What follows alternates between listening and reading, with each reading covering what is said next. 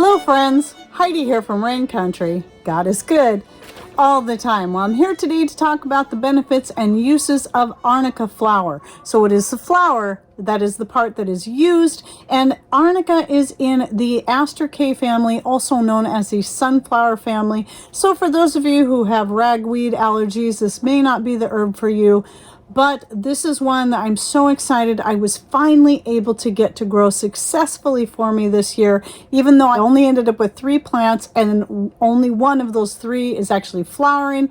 But with those flowers, I know that I can get the seed from those and start new plants next year that should do much better now that as those will have been more acclimated to our area. And here's the reason why this is a big deal for me. I do try to grow as many herbs as I can, especially those I'm most commonly going to use. And Arnica for me is right up there with comfrey because of the way that I like to use it. It can be used in salves for helping to heal skin. Very excellent at healing bruises, sprained ankles, and more, but I'll go into more detail on that in a bit. But Arnica is the most expensive dried herb that I have had to buy. And I'll probably still end up buying one more bag of it, but hopefully by the time I get to the bottom of that herb, I'll be able to have enough of my own Arnica to dry up for my own uses. This is why this one was one I definitely wanted to keep trying. So right here, you'll see our, this is what's left from my last package of Arnica flower. And right here, this is an oil infusion that I use specifically as a joint and muscle rub to use for sprains and also for bruising. I have a video on this of all the herbs and spices I used in this particular oil infusion, and turning it specifically into a joint and muscle rub. I do have a recipe on that where I add essential oils, and that's going to be entirely up to you. So I'll link to both of those videos down below.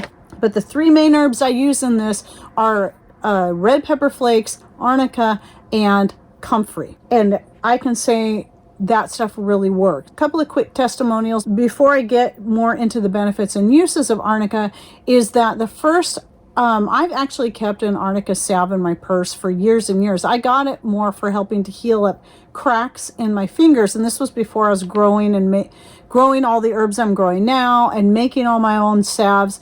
And that has been very helpful when I get cracks from gardening in my thumbs, in my fingers, and all the different projects of crocheting. Sometimes that causes my fingers to crack, or even a lot of sewing. That's been very helpful at healing that up. The thing that surprised me the most was when I was at a friend's house. This was years ago, and we were tromping around on their several acres of property, kind of hiking around. And I stepped funny on a log and kind of folded my ankle over, which at first didn't seem to bother me. But as we got towards the end of the hike, as we started heading back to their house, I noticed my ankle was really starting to hurt to the point I was really limping and almost had to be carried back to the house. It hurt so bad. And so we got back to their cabin. She had some Arnica, I think it was a lotion or a gel, I don't remember which. And she said, try this. And when I put that on there, immediately the pain started to go away. And I couldn't believe, for as bad as it hurt that night, the next day it was totally fine. And I could walk on it without problem. So as much as active as I am, I'm always managing to sprain or twist something. You know, it's been that way all my life, being a dancer and a martial artist, as well as a gardener, especially when I got little holes all over my yard because of my chickens. Always something I'm stepping in and folding my ankle over.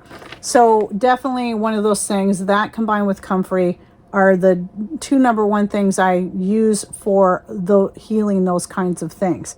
Now, as far as using Arnica, there's a lot of debate going on about whether or not it should be used internally, because the compound, the helenoline, is powerful, but it can also be toxic if you consume too much. And so you got to be very careful about internal use.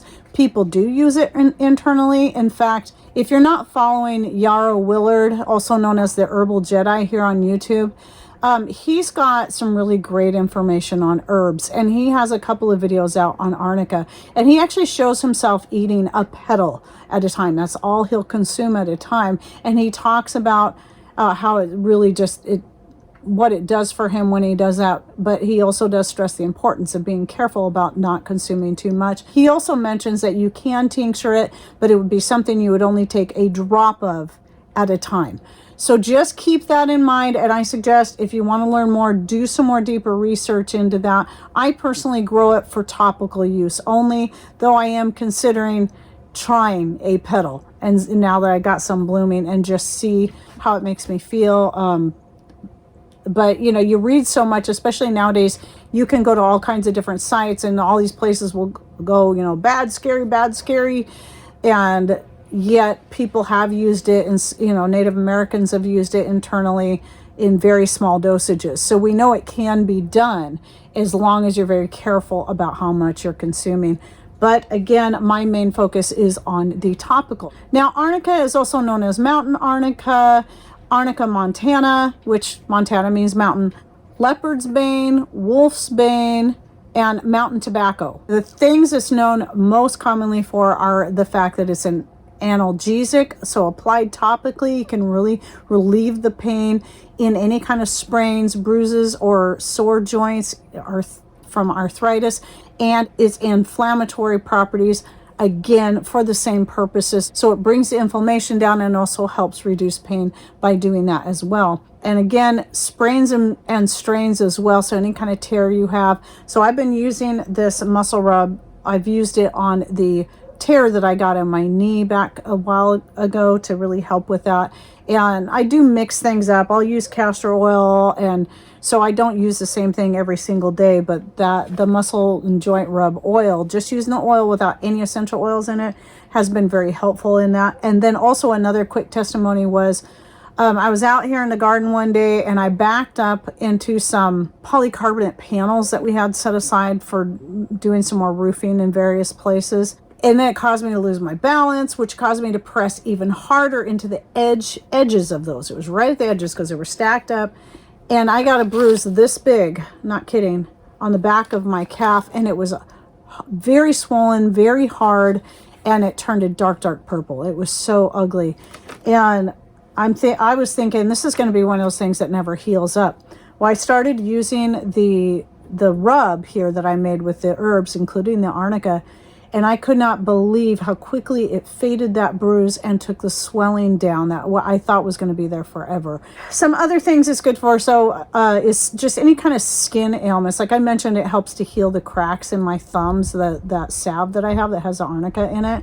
So that's another thing I'm going to start doing with the arnica, especially once I'm able to start growing a bunch of it, is adding it to my healing salve along with the comfrey and yarrow and plantain. So that's going to be a big one I use in there because I know it's very helpful at that. But it can also be good for acne, rashes, insect bites, and more. It can even moisturize your dry skin. So that same salve, that's the reason I keep it in my purse, is just if I'm out anywhere and my hands are just super, super dry, I just put a little bit on there. It doesn't take very much. That's why I've had the same jar of salve in there for so long, is that I just need a little bit. It's even been known to help minimize stretch marks. It's been said to be useful for frostbite. It can be very good for your hair. It can prevent hair loss and dandruff. It's even good for oral health, but again, when you're talking about that, it's something, you know, if you're going to use it orally, it'd be something maybe you'd want to powder it up, add it to your tooth powder and brush with it, and then make sure you spit it all out and I would only use a tiny bit in that case. It's said to be helpful with stress and depression. It is a natural antibacterial, antifungal, and antioxidant. It stimulates the immune system. It increases your blood circulation, which is one of the things, of course, that's going to help heal various things like sprains, bruising, and more, but is also helpful at balancing your blood pressure. And then another thing I most recently read about it is it said that it can help with the dark circles and puffiness under the eyes. If you're pregnant or you're on blood thinners, you should not use this at all because it does do a little bit of thinning of the blood, so you don't want to combine that with any kind of blood thinner. If you have any serious heart issues, or nervous conditions, you also should avoid using Arnica. But I say when it comes to using any kind of herbal remedies, if you're on any medication whatsoever, always double check and do your own research on that. So I did a video just because everybody's going to be different in what they can and cannot have based on their allergies, the medications they're on. I do not have the time to study, research, and cover all of that. This is why I did a video specifically on how you can do your own research to tailor that research to you, and make sure you do just like I do when I'm compiling these videos. I don't use one source. I use many sources, and I try to use many different types of sources. So I'll go, even though I a lot of times don't agree with the medical and pharmaceutical funded websites, there can still be a lot of great information there that I recommend you read about.